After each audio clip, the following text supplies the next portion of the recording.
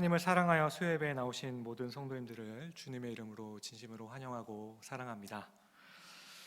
오늘 설교는 제가 코로나 기간 동안에 현장 예배로 진행되어질지 모르고 준비한 말씀이긴 합니다. 제 나름대로는 한 번도 하지 않았던 시리즈 설교를 준비하고 있었는데요. 오늘은 그 첫 번째 시간입니다. 첫 현장 예배에 대한 감격과 또 부교육자 중에선 제일 먼저 한다는 두려움이 제 마음 가운데 있긴 하지만 한번 전해보도록 하겠습니다. 많은 사람들은 창세기는 창조의 사건을 기록하고 있다고 말씀합니다. 그러나 창세기는 대표적인 인물들이 이야기들을 이끌어 간다는 것을 우리는 알게 됩니다. 조금은 갑작스럽게 이야기가 전환된다고 생각될 만큼 아담을 이야기하시고 아담의 언약을 말씀하시다가 6장에 들어와서는 노아를 말씀하십니다. 그리고 12장에 가서는 갑자기 아브라함에 대해서 말씀하시면서 아브라함과 언약을 맺으시고 아브라함과의 그 이야기를 진행하게 됩니다. 그리고 24장에 가서는 이삭에 대한 이야기가 나옵니다. 27장에서는 야곱의 이야기로 이어졌다가 37장에 와서는 요셉의 이야기로 전개됩니다. 이렇게 인물들의 이야기가 전개되는 것은 창세기는 언약의 책이기 때문입니다. 그러니까 창세기의 인물 중심의 이야기 속에서 하나님께서는 어떻게 인간과 언약을 맺으시는지 보여주신다는 것입니다. 다시 말씀드리면 가장 처음으로 등장하는 아담은 선악과를 통해 하나님과의 언약을 맺게 되지만 언약의 표징이었던 그 선악과를 따먹음으로써 이 언약은 깨어지게 됩니다. 그렇게 하나님께서는 창세기 3장 15절부터 예수 그리스도를 통해서 인간들을 구원하시고자 하시는 은혜의 언약을 다시 맺으십니다. 그리고 이런 언약을 성취해 가시기 위해서 위한 그 걸음걸음을 주요 인물들을 통해서 보여주시는 것이 바로 창세기입니다. 그런데요, 이렇게 언약을 강조하시는 분위기에서 오늘 본문의 요셉은 약간의 의외의 인물입니다. 왜냐하면 아담, 노아, 아브라함, 이삭, 야곱은 언약을 계승해가는 계승자였던 반면에 요셉은 언약의 계승자가 아니었기 때문입니다. 하나님께서는 요셉을 통해서 언약을 이어가지 않으셨습니다. 또 하나님께서는 나는 아브라함과 이삭과 야곱의 하나님이라고는 자주 말씀하셨지만 요셉의 하나님이라고는 말씀하지 않으십니다. 성경에서는 단 한 번이라도 언약이라는 이 측면에서 말씀하실 때 나는 요셉의 하나님이다 라고 말씀하시지는 않습니다. 하지만 이것이 요셉을 사랑하지 않으셨다거나 요셉의 사역과 삶이 중요하지 않다는 것이 아닙니다. 다만 언약의 성취와 계승이라는 측면으로 볼 때 요셉은 언약의 계승자가 아니라는 측면을 말씀해주고 계신다는 거죠. 마태복음에 나오는 예수님의 계보를 보아도 요셉은 등장하지 않습니다. 언약의 계승으로 보면 아브라함과 이삭과 야곱에게 그리고 유다에게로 흘러가게 됩니다. 그렇다면 요셉은 어떤 의미에서 중요한 인물이 되는 것일까요? 요셉의 이야기는 창세기 37장부터 시작하여서 마지막 50장까지 무려 10장이 넘게 요셉의 이야기를 하고 있습니다. 그렇게 무려 10장이 넘는 창세기의 내용을 토대로 우리는 요셉의 생애는 언약이 이루도록 하기 위한 준비자의 역할에 중요성이 있다는 것을 우리는 발견하게 된다는 것입니다. 다시 말씀드리면 마치 세례 요한의 그 생애와 같이 유다를 통해 이어져갈 언약을 준비하는 사람으로서 예비하는 자로서의 의미가 있다는 것입니다. 요셉은 언약을 계승하는 택함받은 사람은 아니었습니다. 구약에서의 이 언약의 개념을 이해하기 위해서는 크게 두 가지를 유념해야 하는데요. 하나는 땅이고 두 번째는 바로 사람입니다.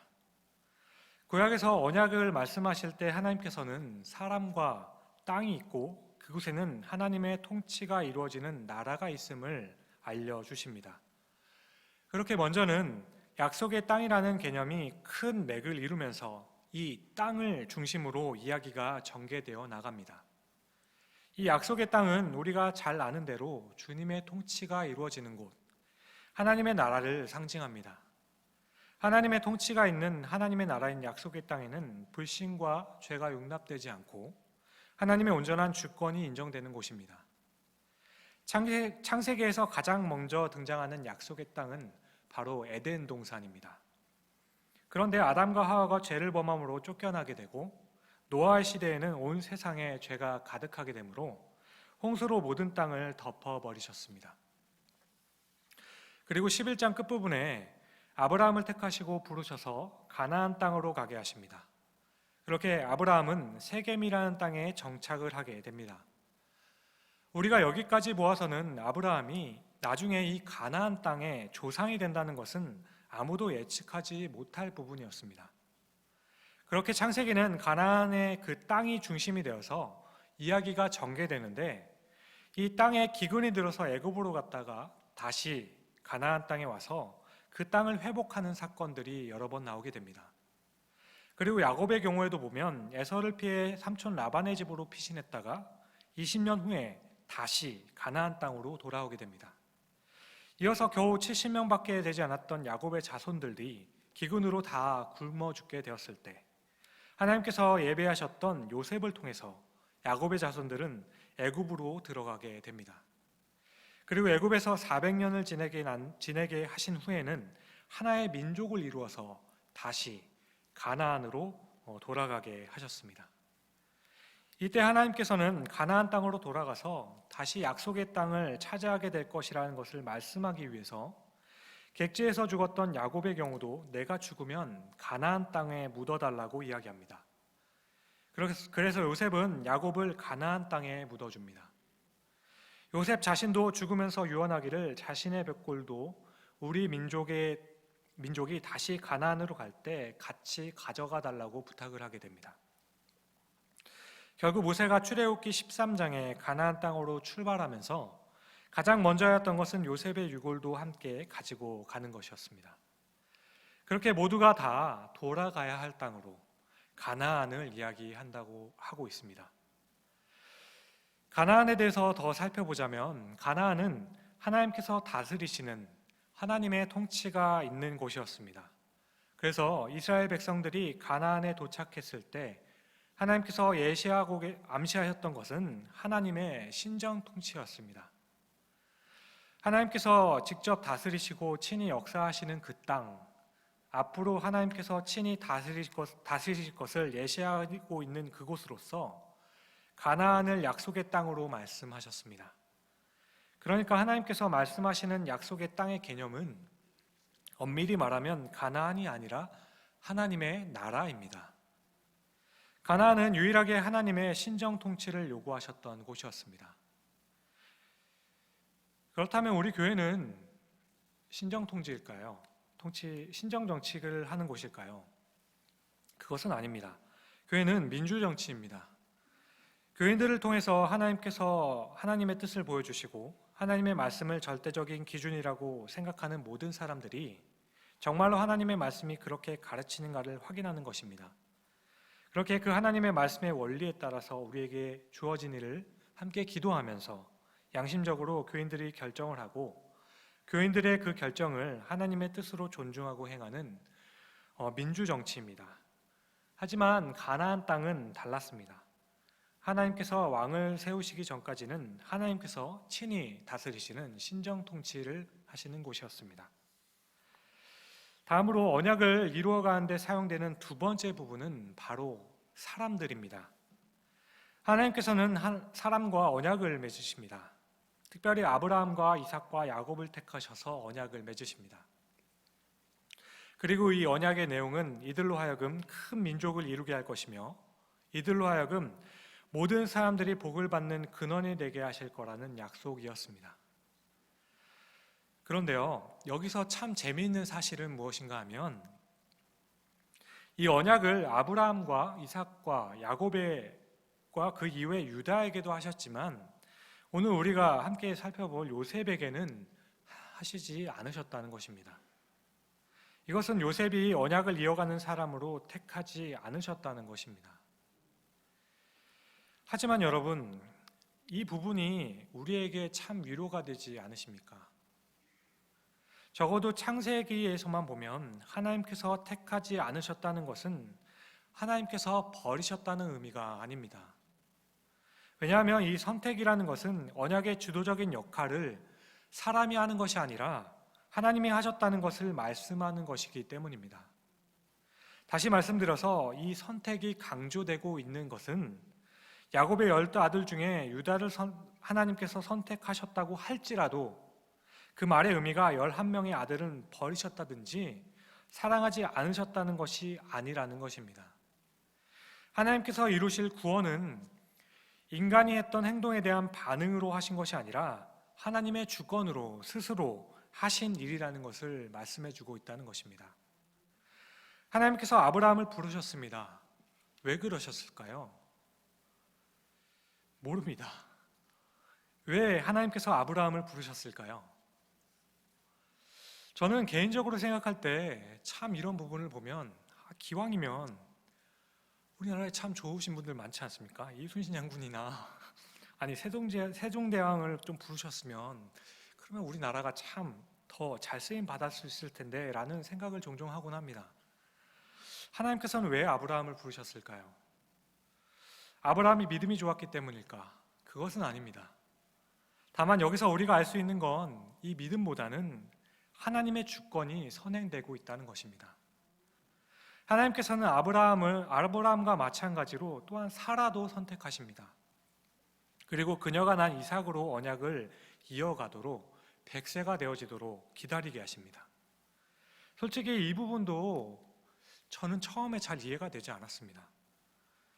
왜 꼭 사라를 통해서만 난 아들이어야만 할까? 왜냐하면 이스라엘의 구원의 역사를 쭉 살펴보면 언제나 조강지처가 난 아들이 역사를 이어가도록 하시지 않았기 때문이에요. 유다의 경우만 보아도 참 그렇습니다.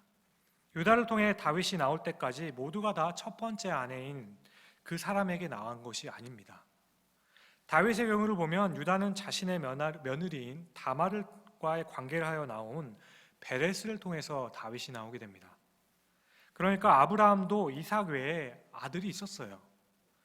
어머니를 통한 계승이 아닌 아버지를 통한 계승이 맞다라면 아브라함이 정했던 엘리에셀도 언약의 자손으로 삼을 수 있었던 것입니다. 또 사라가 아닌 하갈의 아들인 이스마엘을 통해서도 하나님께서는 충분히 구원의 역사를 이루어 가실 수 있었다는 것이죠. 그런데 하나님께서는 이스마엘이 아닌 이삭을 통해 하시기로 하셨다는 겁니다. 왜 그러셨을까요? 이삭은 사라의 아들이고 이스마엘은 하갈의 아들이기 때문에 그렇다. 여기서 중요한 것은 하나님께서 사라를 통해 낳은 아들로 이 언약을 계승하시기로 택하셨다는 것입니다. 하나님의 주권이라는 거예요. 야곱과 에서의 경우도 에서보다는 야곱을 선택하셨고 유다의 경우도 12아들 중에서 유다가 뛰어나서 그런 것이 아니라 그냥 선택하신 겁니다. 그러니까 이 언약적인 측면에서 선택이 의미하는 것은 인간에게 그 의지와 노력이 헛되다고 하는 것이 아니라 구원은 전적으로 하나님께서 하시는 일이라는 것입니다. 구원은 온전하게 하나님께서 하시는 일이고 하나님의 주권적인 일이라는 것을 보여주기 위함이었다는 것입니다. 그렇다면 여러분, 요셉의 위치는 무엇일까요? 창세기를 통해 알게 되는 요셉의 위치는 아브라함의 자손들을 보존하기 위한 방편으로 택하셨다는 것입니다. 그렇게 아브라함으로부터 시작하였던 언약의 내용을 살펴보면 창세기 17장 6절에 이렇게 말씀하십니다. 내가 너로 심히 번성하게 하리니 내가 내게서 민족들이 나게 하며 왕들이 내게로부터 나오리라. 하나님께서는 이때부터 이미 아브라함의 민족들 가운데 왕이 나오게 할 것이라는 것을 말씀하십니다. 그리고 35장 11절을 보시면 야곱에게 하나님께서 이렇게 말씀하십니다. 하나님이 그에게 이르시되 나는 전능한 하나님이라 생육하며 번성하라 한 백성과 백성들의 총회가 내게서 나오고 왕들이 내 허리에서 나오리라. 하나의 국가를 이루게 하실 것이라는 하나님의 말씀입니다. 그리고 49장 8절 이하를 보시면 야곱이 유다에게 축복하는 중에 하신 말씀인데요. 유다야 너는 내 형제의 찬송이 될지라 내 손이 내 원수의 목을 잡을 것이요 내 아버지의 아들들이 내 앞에서 절하리로다. 유다는 사자 새끼로다. 내 아들아 너는 움킨 것을 찢고 올라갔도다. 그가 엎드리고 웅크림이 수사자 같고 암사자 같으니 누가 그를 범할 수 있으랴. 규가 유다를 떠나지 아니하며 통치자의 지팡이가 그 발 사이에 떠나지 아니하기를 실로가 오기까지 이르리니 그에게 모든 백성이 복종하리로다. 10절에 나오는 규란 임금이 들고 있는 작은 막대기를 상징합니다. 이것은 임금의 권위를 나타내는 것이죠. 유다를 통해서 왕들이 나오게 될 것이며 그 왕들을 통해서 만왕의 왕이신 예수 그리스도 실로가 오신다고 이미 말씀을 하셨다는 것입니다. 요셉도 이 계시를 굉장히 구체적으로 알고 있었다고 생각됩니다. 창세기 50장 24절을 보시면 요셉은 형제들에게 이렇게 말합니다. 요셉이 그의 형제들에게 이르되 나는 죽을 것이나 하나님이 당신들을 돌보시고 당신들을 이 땅에서 인도하여 내사 아브라함과 이삭과 야곱에게 맹세하신 땅에 이르게 하시리라 하고, 실제로 이들은 400년이 지나고서야 가나안 땅에 이르게 되었지만 요셉은 반드시 다시 돌아갈 것을 알고 있었다는 것이죠. 요셉은 야곱이 특별히 총애했던 아들이었지만 그는 노예로서 굉장히 험한 생활을 보내게 됩니다. 하지만 하나님께서는 그를 특별히 사랑하시고 함께 하셔서 애굽의 총리로 세워주셨습니다. 그런데 이 부분에서 창세기가 말하는 요셉의 이야기의 그 핵심은 그를 총리로 만들어 주었다는 이야기가 아니라는 거예요. 여기서의 핵심은 하나님께서 요셉을 사용하셔서 아브라함의 그 자손들을 보존할 수 있도록 준비하게 하셨다는 것입니다. 그래서 어떻게 보면 요셉의 그 내용이 이야기를 보시면 요셉이 중심인 것 같지만 창세기의 큰 틀에서 보게 된다면 하나님의 언약이 어떻게 이루어지는가를 말씀하기 위해서 37장에서 요셉의 이야기를 하다가 38장에 보면은 갑자기 유다에 대해서 이야기를 합니다. 그런데 38장의 이야기를 어떻게 보면 참 수치스러운 이야기이기도 해요. 유다에게는 아들이 3명이 있었는데 첫째 아들인 엘은 하나님 앞에서 어떤 악을 행했는지 기록이 없어서 모르지만 악을 행해서 죽었다고 이야기합니다. 이때 보면 좀 나중에 생기는 율법이긴 하지만 이때도 이런 법이 있었나 봐요. 그래서 형의 대를 이어나가기 위해서 둘째는 형수와 혼인하여서 아이를 낳아 형의 대를 이을 수 있도록 해주어야 했다고 합니다. 형의 대를 잇는 것은 아주 중요한 일이었는데요. 왜냐하면 형제가 있을 때에는 형제들에게 아버지의 땅을 이렇게 분배해 주거든요. 근데 이 땅은 그 형제가 살아있고 그에게 아들이 있는 한은 반드시 그 아들에게 주어지게 되어 있습니다. 하지만 그 아들이 없는 한은 그 땅이 그 형제가 없음으로 인해서 자기 그 2번째 아들의 땅으로 넘어지게 되는 거예요. 그래서 형이 죽고 그 형에 이어줄 아들이 없으면 그 형제에게 주어진 땅이 다음 대를 이을 동생에게 넘어오게 됩니다. 그래서 이때 오난이라는 아들은 이런 악한 마음을 품고 형수와는 결혼을 했지만 잠자리를 같이 하지 않으므로 하나님께서 그를 쳐서 죽게 만듭니다. 이것을 본 셋째 아들 셀은 두려워 떨게 돼요. 유다도 이런 부분을 생각해서 셀이 장성한 다음에 결혼시키겠다고 합니다. 그런데 장성한 후에도 결혼을 허락하지를 않습니다. 그래서 다말이라는 며느리는 꾀를 내게 되는데 그렇게 자기가 창녀인 것처럼 행세해서 시아버지를 속이게 되죠. 유다는 며느리인 다말이 창녀인 줄 알고 들어가게 됩니다. 그리고 대가로 염소 새끼 1마리를 주겠다고 하죠. 그런데 당장 그 염소 새끼가 없으니까 담보물로 도장과 끈과 지팡이를 달라고 이야기합니다. 그런데 후에 유다는 자신의 빚을 갚고 담보물을 찾기 위해서 찾아갔지만 여자를 찾을 수가 없었죠. 그렇게 시간이 흐르는데 며느리인 다말이 임신했다는 소식을 듣게 됩니다. 유다는 그 소식을 듣고 대노하여서 며느리를 죽이겠다고 신문하는데 그때 다말이 유다가 주었던 담보물을 내놓게 됩니다. 지금까지 이야기를 들으시는 분들은 지금 무슨 이런 집안이 다 있느냐는 상황으로 물론 이런 집안이 있느냐고 상황이 벌어지고 있다고 생각할 수도 있겠지만 그런데 유다는 이때 깨닫고 이렇게 이야기를 해요. 내가 나보다 옳도다. 왜냐하면 그렇게 하지 않았더라면 유다의 자손은 끊어져서 더 이상은 언약을 이어갈 수 없을 것이기 때문이었습니다. 그리고 하나님께서는 셀이 아니라 당연하게도 베레스를 통해서 유다의 왕인 다윗이라는 약속의 자손을 이어가게 하셨기 때문에 요셉의 이야기의 중간에 갑자기 등장하는 38장의 이 짧은 이야기로 하나님의 약속의 계획이 어떻게 이루어지는가를 보여주고 있다는 겁니다. 그러니까 언약의 성취를 요셉의 이야기의 중간에 슬쩍 끼워 넣으면서 보여주심으로써 그렇게 이야기를 통해서 강조하고 있는 것은 하나님의 구원의 계획 속에서 요셉의 약속의 자손들을 보존하는 길을 예비하고 나면 그 속에 있는 유다의 자손들을 통해서 왕이 나올 곳이라는 것을 알려주고 있다는 것이죠.